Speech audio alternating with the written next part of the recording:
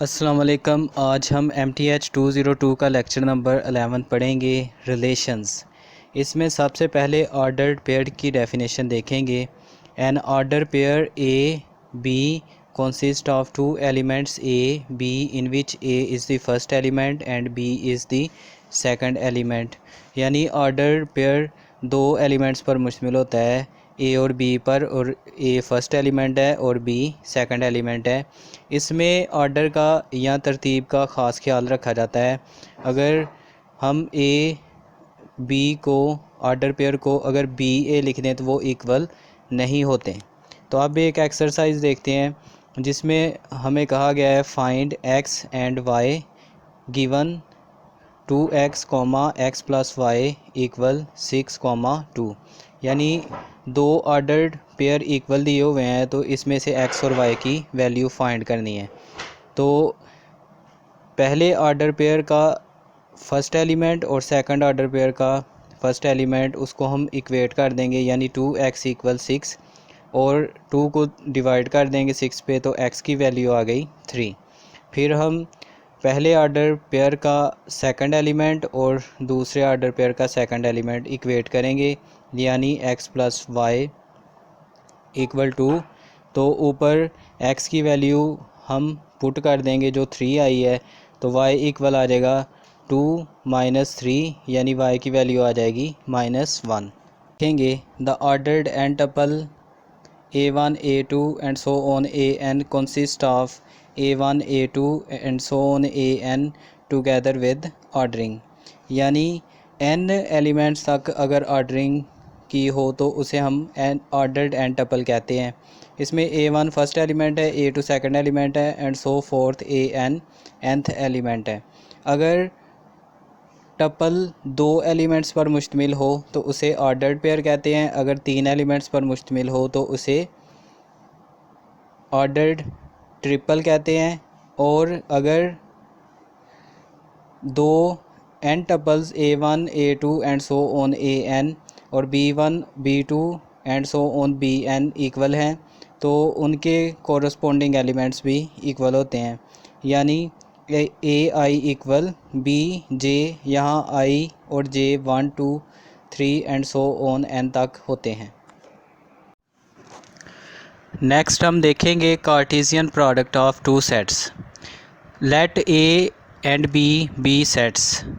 The Cartesian product of A and B denoted by A cross B is the set of all order pairs A B where A is in A and B is in B। यानी A cross B एक ऐसा set है जिसमें A B शक्ल के all orders pairs होते हैं, और A जो कि फ़र्स्ट एलिमेंट है वो सेट A से ताल्लुक़ रखता है, और स्मॉल b जो कि सेकंड एलिमेंट है वो सेट B से ताल्लुक़ रखता है। सिंबॉलिकली हम इसे रिप्रेजेंट कर सकते हैं A cross B equal set order pair A B where A belongs to A and B belongs to B. अगर सेट ए में m एलिमेंट्स हों और सेट बी में n एलिमेंट्स हों तो a क्रॉस b के एलिमेंट्स की तादाद होती है m क्रॉस n।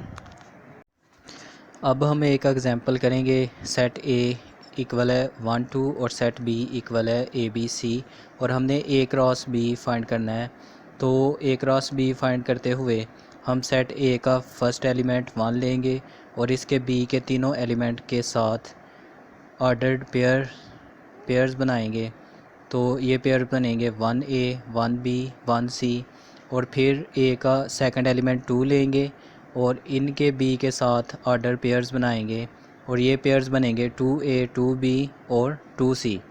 फिर हमने सेकंड फाइंड करना है B क्रॉस A। अब B के एलिमेंट्स फर्स्ट नंबर पे लेंगे और A के एलिमेंट्स सेकंड नंबर पे लेंगे। तो B का फर्स्ट एलिमेंट A, इसके सेट A के दोनों एलिमेंट्स के साथ पेयर बनाएंगे, तो ये आएंगे A1 A2। फिर B सेट में से B एलिमेंट के पेयर बनाएंगे A के दोनों एलिमेंट के साथ, तो ये हो जाएगा B1 B2, और फिर C के पेयर्स बनाएंगे तो C1 C2। फिर ए क्रॉस ए फाइंड करना हो तो ए को ए से ही मल्टीप्लाई करना है, यानी ए के एलिमेंट्स का खुद के साथ पेयर बनाना है। तो 1 का 1 के साथ पेयर बनाएंगे, फिर 1 का 2 के साथ पेयर बनाएंगे, फिर 2 की बारी 2 का 1 के साथ पेयर बनाएंगे और 2 का 2 के साथ, तो ये आ जाएगा ए क्रॉस ए। फिर बी क्रॉस बी बनाना हो तो बी को ही आपस में पेयरिंग कर लेंगे। तो पहले एक एलिमेंट लेंगे ए और इसके तीनों के साथ पेयर बनाएंगे ए बी सी के साथ, तो ये बनेगा ए बी ए सी। और फिर बी एलिमेंट लेंगे और फिर तीनों से पेयर बनाएंगे बी ए बी बी और बी सी। फिर सी लेंगे तो फिर तीनों के साथ पेयर बनाएंगे, तो सी ए सी बी और सी सी। तो ये हमारे आंसर आ गए। नेक्स्ट रिमार्क, ए क्रॉस बी और बी क्रॉस ए इक्वल नहीं होते। वो इसलिए कि जब हम पेयरिंग करते हैं तो पहले ए क्रॉस बी में ए के एलिमेंट फर्स्ट एलिमेंट होते हैं पेयरिंग में, और बी क्रॉस ए में बी के एलिमेंट फर्स्ट नंबर पे होते हैं, तो इस वजह से ये इक्वल नहीं होते। और second, A cross empty set और empty set cross A equal होता है एम्प्टी सेट। और थर्ड रिमार्क है, A cross B mod equal होता है A mod cross B mod. Next definition, binary relation. अगर ए और बी दो सेट हों तो binary relation R from A to B A cross B का सबसेट होता है। यानी पहले ए क्रॉस बी फाइंड किया जाए और फिर उसमें से कोई सबसेट लिया जाए तो उसे बाइनरी रिलेशन आर कहते हैं। फर्दर ये कि अगर कोई order pair A B belong करता है आर से तो हम कहते हैं A is related to B by R, और सिंबॉलिकली हम इसे लिखते हैं ए कैपिटल आर बी। अगर A B order pair does not belong to R तो हम सिंबॉलिकली इस तरह लिखते हैं ए कैपिटल आर और ऊपर क्रॉस लगा देते हैं और बी। नेक्स्ट एक एग्जांपल है जिसमें सेट ए इक्वल है 1 2 और सेट बी इक्वल है 1 2 3 और ए क्रॉस बी दिया हुआ है 1 1 1 2 1 3 2 1 2 2 और 2 3, ये ऑर्डर पेयर्स हैं। और यहाँ रिलेशन शो किए हुए हैं R1 कोई से 3 एलिमेंट लेकर सबसेट बनाया हुआ है और R2 में 4 एलिमेंट ए क्रॉस बी के लेकर सबसेट बनाया हुआ है। R3 में ए क्रॉस बी में से एक एलिमेंट लेकर सबसेट बनाया है और R4 में ए क्रॉस बी यानी पूरा ए क्रॉस बी ले लिया हुआ है और वो ए क्रॉस बी का सबसेट बन जाएगा। और R5 में एम्प्टी सेट लिया हुआ है। ये सारे ए क्रॉस बी के सबसेट हैं, इस वजह से हम कहेंगे कि ये ए टू बी रिलेशंस हैं। नेक्स्ट डेफिनेशन देखेंगे, domain of a relation. Domain of a relation R from A to B is the set of all first elements of ordered pairs which belong to R denoted by domain R। यानी किसी भी relation R की domain वो set होता है जिसमें R के order pairs के तमाम फर्स्ट एलिमेंट्स लिए जाते हैं और इसे DOMR से डिनोट किया जाता है। सिंबॉलिकली हम इसे इस तरह लिखते हैं, domain R equal A belong to A where A B order pair belong to R। यानी इसमें हम सिर्फ A स्मॉल a एलिमेंट लेते हैं जिनका ताल्लुक सेट A से होता है, यानी फर्स्ट एलिमेंट्स लेते हैं। फिर नेक्स्ट डेफिनेशन है range of a relation. The range of a relation R from A to B is the set of all second elements of the order pairs which belong to R denoted by range R. यानी किसी relation R की range वो set होता है जिसमें order pairs के second elements लिए जाते हैं और इसे सिंबॉलिकली हम इस तरह लिखते हैं, range R equal to small b belongs to set B whereas order pair A B belong to R। यानी इसमें सिर्फ स्मॉल b एलिमेंट्स लिए जाते हैं जिनका ताल्लुक सेकंड सेट B से होता है। नेक्स्ट एक एक्सरसाइज क्वेश्चन है, सेट ए गिवन है 1 2 और सेट बी गिवन है 1 2 3 और कहा गया है define a binary relation R from A to B as follows. यानी गिवन कंडीशन के मुताबिक हमने रिलेशन फाइंड करना है और कंडीशन है R equal set order pair A B belong to A cross B where as A less than B. यानी हमने सिर्फ वो ऑर्डर पेयर्स लेने हैं जिसमें ए स्मॉल हो बी से, यानी फ़र्स्ट एलिमेंट सेकंड एलिमेंट से छोटा हो। फिर उसने फर्दर क्वेश्चन किया है find the order pairs in R, और फिर कहा है find domain and range of R, और थर्ड पूछा है is 1 related to 3 by R और 2 रिलेटेड टू 2 बाय आर।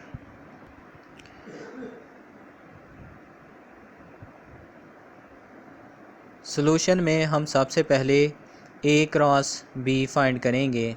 तो ए का फर्स्ट एलिमेंट 1, बी के तीनों एलिमेंट के साथ पेयर बनाएंगे 1 1 1 2 1 3, और फिर ए का सेकंड एलिमेंट 2 लेकर बी के तीनों एलिमेंट्स के साथ पेयर बनाएंगे 2 1 2 2 और 2 3, और फिर अपनी कंडीशन ए के मुताबिक कंडीशन है R equal order pair A B belong to A cross B where as A less than B. अब वो रेंज में पेयर लेंगे जिनमें ए छोटा है बी से, यानी फ़र्स्ट एलिमेंट छोटा है सेकंड एलिमेंट से। तो इसमें आ जाएगा 1 2 और 1 3 और 2 3। इसमें नोट करें फर्स्ट एलिमेंट जो है वो सेकंड से छोटा है, तो ये हमारा पहला आंसर आ गया। फिर सेकंड उसने डोमेन ऑफ आर और रेंज ऑफ आर पूछी हुई है, तो डोमेन ऑफ आर जब निकालेंगे तो आर के ऑर्डर पेयर्स के फर्स्ट एलिमेंट लिख लेंगे जो कि 1 और 2 हैं। 1 2 दफ़ा आ रहा है लेकिन सेट में हम इसे एक दफ़ा ही लिखेंगे, तो डोमेन आर इक्वल आ जाएगी सेट 1 2। और रेंज जब निकालेंगे तो आर के ऑर्डर पेयर्स के सेकंड एलिमेंट्स ले लेंगे जो कि 2 3 हैं, तो रेंज आर आ गया सेट 2 3। थर्ड पार्ट सी में पूछा गया है कि I is related to 1 is related to 3। Third part C में अगर हम गौर करें तो हमारी रिलेशन सेट में 1 और 3 पेयर मौजूद है, तो 1 3 बिलोंग टू आर। सो हम कह सकते हैं 1 is related to 3 by R. और हम अगर गौर करें आर पर तो इसमें 2 2 पेयर नहीं है, यानी pair 2 2 does not belong to R. So हम कह सकते हैं 2 is not related to 2। Next exercise question है find all binary relations from 0 1 to 1। तो इन सेट्स के तमाम बाइनरी रिलेशंस लिखने हैं, तो हम इनके नाम रख लेते हैं। पहले सेट का नाम रख लेते हैं ए, सेट ए इक्वल 0 1 और सेट बी इक्वल 1। तो पहले हम इनका ए क्रॉस बी निकालेंगे, तो सेट ए का 0 बी के 1 से पेयर बनाएंगे, और फिर सेट ए का 1 बी के 1 से पेयर बनाएंगे, तो ये आ जाएगा ए क्रॉस बी। तो हमने इसके ऑल बाइनरी रिलेशंस लिखने हैं, मतलब ए क्रॉस बी के तमाम सबसेट लिख देंगे तो वो बाइनरी रिलेशंस होंगे। तो पहला सबसेट ए क्रॉस बी का बनता है एम्प्टी सेट, और R1 हमारा आ जाएगा एम्प्टी सेट।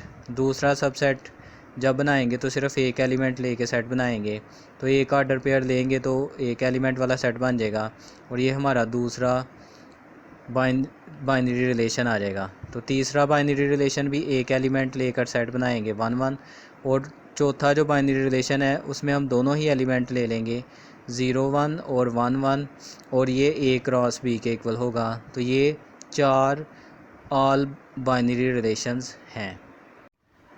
रिमार्क, पीछे हमने पढ़ा है कि अगर सेट ए में m एलिमेंट हों, सेट बी में n एलिमेंट हों, तो ए क्रॉस बी के एलिमेंट m क्रॉस n होते हैं। लेकिन अगर हम बाइनरी रिलेशन r के जो फ्रॉम ए टू बी है उसके टोटल एलिमेंट्स निकालना चाहें तो वो होता है 2 the power m cross n। Next definition है relation on a set. A relation on the set A is a relation from A to A, यानी ऐसा रिलेशन जो ए से ए सेट पर लिया जाए उसे हम रिलेशन ऑन अ सेट कहते हैं। इसकी एग्जांपल देखेंगे, हमारे पास सेट है 1 2 3 4 और कहा है define a relation on A as A B belong to R if and only if A divides B. यानी हम इस रिलेशन में वो ऑर्डर पेयर लेंगे जिसमें ए बी को डिवाइड कर देता है पूरा पूरा।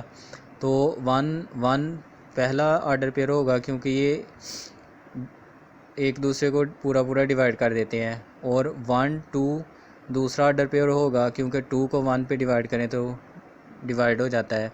फिर तीसरा होगा 1 3 3 को 1 पे डिवाइड करें तो फिर भी पूरा डिवाइड हो जाएगा, और 1 4 बी डिवाइड्स बी को ए से डिवाइड किया जाए तो पूरा डिवाइड हो जाता है।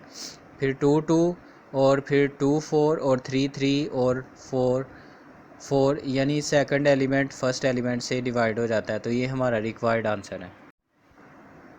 एक रिमार्क है फॉर एनी सेट ए।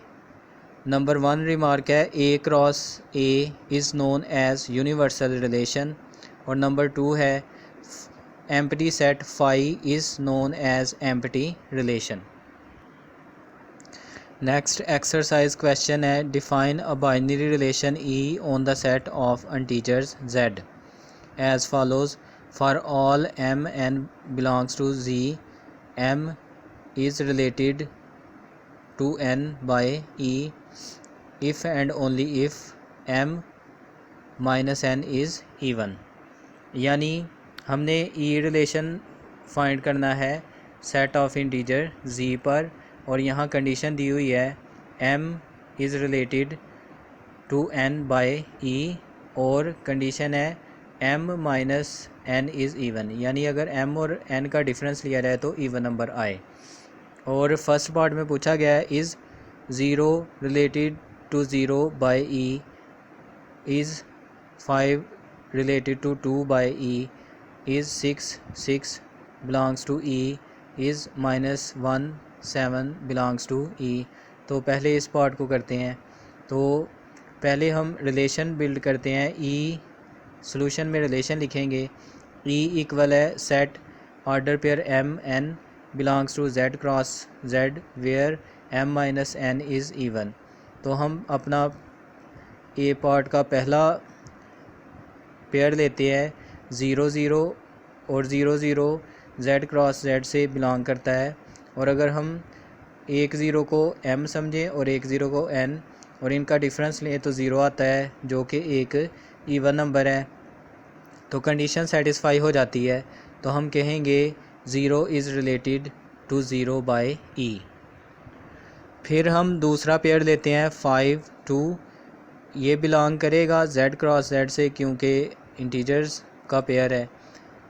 लेकिन अगर इनका डिफरेंस लिया जाए, 5 को m माना जाए और 2 को n माना जाए, तो 5 - 2 3 आता है जो इवन नहीं है।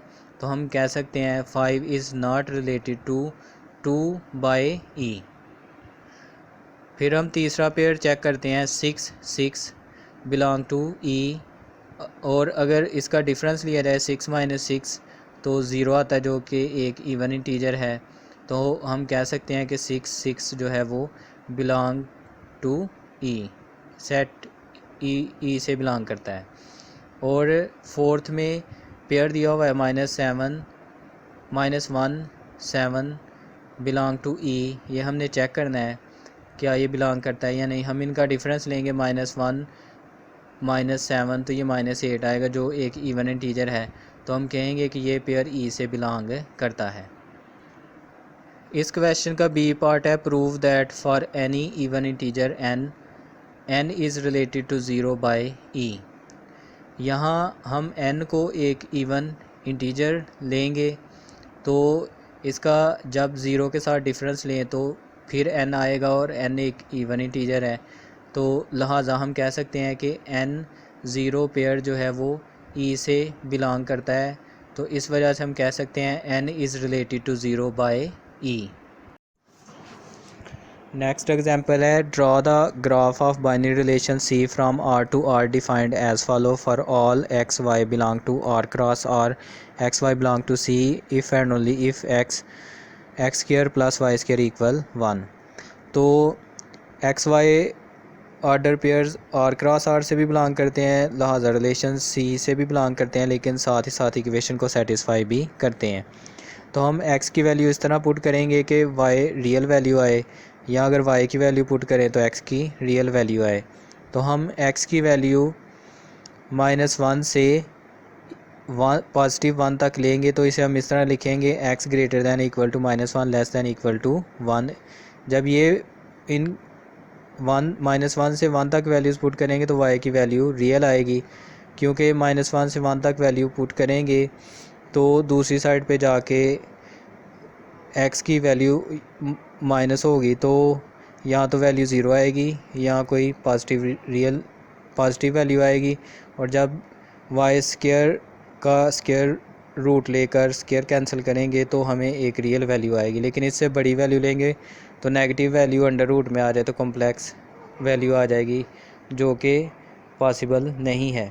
सिमिलरली x रियल आने के लिए y की वैल्यू -1 से +1 तक होनी चाहिए। तो ये हमारी रेंज आ गई है, जहाँ तक लिमिटेड रेंज आ गई है जहाँ तक x और y की वैल्यू होनी चाहिए। तो हम एक xy प्लेन ड्रा करते हैं और हम अपनी मर्ज़ी से x एक्सिस y एक्सिस पे पॉइंट्स लेते हैं। अगर हम एक पॉइंट लेते हैं x एक्सिस पे 1 0, यानी x तो 1 होगा लेकिन x एक्सिस पे y 0 हो जाएगा, और दूसरा पॉइंट y एक्सिस पे ले लेते हैं, वो 0 1 हो जाएगा। फिर नेगेटिव बाजू पे x एक्सिस पे ले लेते हैं तो -1 0 हो जाएगा, और फिर y के नेगेटिव बाजू पे ले लेते हैं तो फिर ये हो जाएगा 0 -1। और इन पॉइंट्स और ओरिजिन 0 0 लिया जाए तो इन पॉइंट्स को कंबाइन करें तो हमें एक सर्कल नज़र आता है। तो ये हमारे क्वेश्चन का रिक्वायर्ड ग्राफ आ गया। नेक्स्ट टॉपिक है arrow diagram of a relation. इसमें सेट ए गिवन है 1 2 3 और बी एक्स वाई। पहले हमें रिलेशन दिया हुआ है जिसमें ऑर्डर पेयर दिए हुए हैं। पहला ऑर्डर पेयर है 1y, दूसरा 2x, तीसरा 2y और चौथा 3x। तो इसके मुताबिक हमने एरो डायग्राम बनानी है। तो हम सेट ए को एक ओवल से या एक डिस्क से ज़ाहिर कर लेंगे और सेट बी को एक डिस्क से ज़ाहिर कर लेंगे, और इसमें एलिमेंट्स लिखेंगे 1 2 3 और बी में एक्स वाई। तो रिलेशन के मुताबिक 1 और y का पेयर है, तो 1 से हम एक एरो ड्रा करेंगे y की तरफ, और सेकंड पेयर है 2x, तो 2 से x की तरफ एरो, और फिर 2y तो 2 से y की तरफ एरो, फिर 3x तो 3 से x की तरफ एरो। तो ये हमारी आ जाएगी एरो डायग्राम। फिर नेक्स्ट टॉपिक है directed graph of a relation. Set ए दिया हुआ है 0 1 2 3, और हमें एक रिलेशन दिया हुआ है जिसमें पेयर्स दिए हुए हैं 0 0 1 3 2 1 2 2 और 3 0 और 3 1, और हमने इसका डायरेक्टेड ग्राफ लेना है। तो हमारे पास टोटल 4 एलिमेंट हैं, हम इनको लिख लेंगे 0 1 2 3, और फिर रिलेशन को डायरेक्टेड ग्राफ से ड्रा करेंगे। पहला पेयर है 0 2 0, तो 0 से एरो शुरू करके 0 पर ही इसको एंड कर देंगे।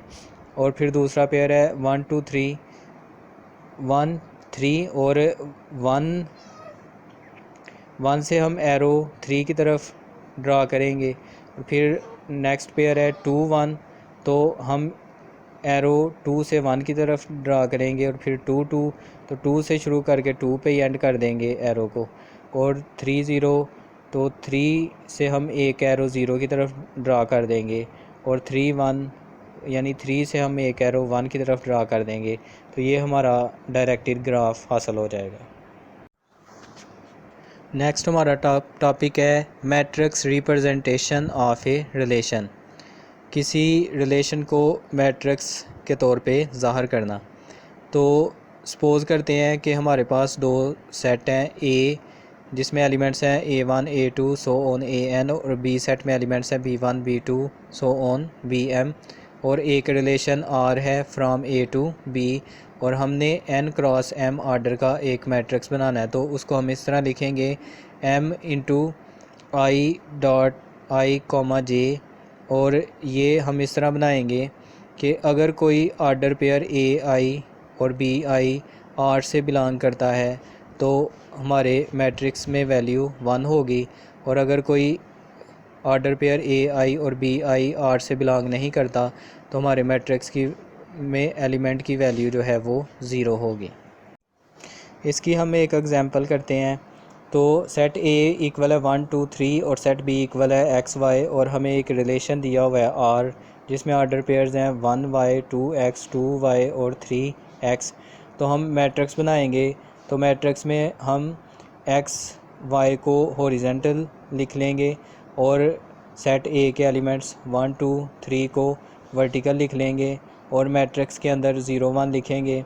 तो अगर हम 1 का x के साथ पेयर लें तो ये रिलेशन में मौजूद नहीं है तो हमारा एलिमेंट 0 आ जाएगा। फिर 1 का y के साथ पेयर लें तो ये रिलेशन में मौजूद है तो मैट्रिक्स का एलिमेंट 1 लिख देंगे। फिर 2 का हम x के साथ पेयर देखेंगे है तो इसके मैट्रिक्स में हम 1 लिख देंगे। 2 का y के साथ देखेंगे वो भी है तो मैट्रिक्स में हम 1 लिख देंगे। और 3 का x के साथ देखेंगे तो ये पेयर रिलेशन में मौजूद है तो हम मैट्रिक्स में 1 लिख देंगे। 3 का y के साथ अगर पेयर देखें तो रिलेशन में मौजूद नहीं है तो हम मैट्रिक्स में 0 लिख देंगे। तो ये हमारा 3 क्रॉस 2 का एक मैट्रिक्स हासिल हो गया। नेक्स्ट एग्जांपल में हमें रिलेशन मैट्रिक्स दिया हुआ है M, मैट्रिक्स में 1 0 की शक्ल में एलिमेंट दिए हुए हैं और मैट्रिक्स के बाहर हॉरिजेंटल रो लिखी हुई है 1 2 3 और वर्टिकल कॉलम लिखा हुआ है, वर्टिकल रो या कॉलम लिखा हुआ है 1 2 3, और हमें पूछा गया है list the set of order pairs represented by M, यानी आर्डर पेयर्स की हमने लिस्ट बनानी है और draw directed graph of the relation, और रिलेशन का डायरेक्टेड ग्राफ बनाना है। तो अगर हम कॉलम का 1 और उधर से हॉरिजेंटल रो का 1 लें तो इसके नीचे 1 लिखा हुआ है तो मतलब ये पेयर एग्जिस्ट करता है, तो पहला पेयर आ गया 1 1, और 1 2 के नीचे 0 लिखा हुआ है तो ये पेयर एग्जिस्ट नहीं करता। 1 3 के नीचे 1 लिखा हुआ है तो ये भी पेयर में हम लिख लेंगे 1 3 पेयर है, और 2 1 के नीचे 1 लिखा हुआ है तो इसका भी पेयर एग्जिस्ट करता है, और 2 2 के नीचे 0 लिखा है ये पेयर एग्जिस्ट नहीं करता। तो 2 3 के नीचे भी 0 लिखा हुआ है तो ये भी पेयर एग्जिस्ट नहीं करता। अब 3 को देखेंगे तो 3 1 के नीचे 0 है, ये पेयर एग्जिस्ट नहीं करता, और 3 2 के नीचे 1 है तो ये पेयर एग्जिस्ट करता है, और 3 3 के नीचे भी 1 है तो ये पेयर भी एग्जिस्ट करता है। तो हमारा रिलेशन आ गया, जिन जिन के नीचे 1 है उनसे उनके पेयर बना लेंगे 1 1 1 3 और 1 2 और 2 1 और 3 2 और 3 3। अब हम इसका सेकंड पार्ट करते हैं डायरेक्टेड ग्राफ। तो हम 3 एलिमेंट्स लिख लेंगे 1 2 3 डिफरेंट लोकेशंस पर, और पहला पेयर है रिलेशन में 1 1 तो 1 से एरो शुरू करके 1 पे ही एंड कर देंगे। दूसरा है 1 3 1 से शुरू करके 3 की तरफ एरो बना देंगे, और तीसरा पेयर है 2 1 तो एरो 2 से 1 की तरफ होगा, और 3 2 और 3 से हम एक एरो 2 की तरफ बना देंगे, और फिर 3 3 3 से एरो शुरू करके 3 पे ही ख़त्म कर देंगे। तो ये हमारा डायरेक्टेड ग्राफ बन जाएगा।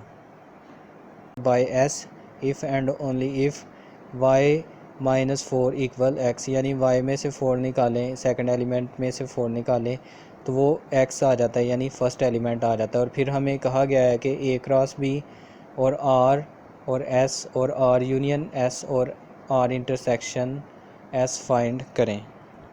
सबसे पहले सॉल्यूशन में हम a क्रॉस b फाइंड करेंगे। तो ए का फर्स्ट एलिमेंट 2 लेकर बी के तीनों एलिमेंट से पेयर बनाएंगे तो ये पेयर बनेंगे 2 6 2 8 2 10। फिर ए के सेकंड एलिमेंट 4 को लेकर बी के तीनों एलिमेंट्स के साथ पेयर बनाएंगे तो ये बन जाएगा 4 6 4 8 4 10। तो ये हमारा पहला आंसर आ गया ए क्रॉस बी। फिर हम रिलेशन आर बनाएंगे और ऊपर हमें कंडीशन दी हुई है रिलेशन आर की कि x is related to y by R if x divides y, यानी y x से डिवाइड हो जाए पूरा। तो हमने ए क्रॉस बी से वो पेयर लेने हैं जिसमें सेकंड एलिमेंट फर्स्ट एलिमेंट पे पूरा डिवाइड हो जाए। तो 2 6 2 8 2 10 और 4 8 ऐसे पेयर हैं जिनमें सेकंड एलिमेंट फर्स्ट एलिमेंट से डिवाइड हो जाता है। फिर हमने एस रिलेशन फाइंड करना है और इसकी कंडीशन ऊपर दी हुई है x is related to y by s if x y minus 4 equal x, यानी y में से 4 निकालें तो x के इक्वल होता है, यानी सेकंड एलिमेंट में से 4 निकालें तो फर्स्ट एलिमेंट के इक्वल आ जाता है। तो ए क्रॉस बी में ऐसे ऑर्डर पेयर सिर्फ दो हैं 2 6 और 4 8, यानी सेकंड एलिमेंट में से 4 निकालें तो फर्स्ट एलिमेंट के इक्वल आंसर आ जाता है। फिर हम आर यूनियन एस फाइंड करेंगे तो आर के और एस के तमाम ऑर्डर पेयर लिख देंगे और अगर कोई ऑर्डर पेयर रिपीट हो जाए तो उसको एक दफ़ा लिखेंगे। तो आर यूनियन एस में पेयर आ जाएंगे 2 6 2 8 2 10 और 4 8 जो कि आर के ही इक्वल है। फिर हम आर इंटरसेक्शन एस निकालेंगे, आर और एस के सिर्फ कॉमन ऑर्डर पेयर लिखेंगे तो इसमें दो पेयर ही कॉमन है 2 6 और 4 8 जो कि एस के इक्वल है।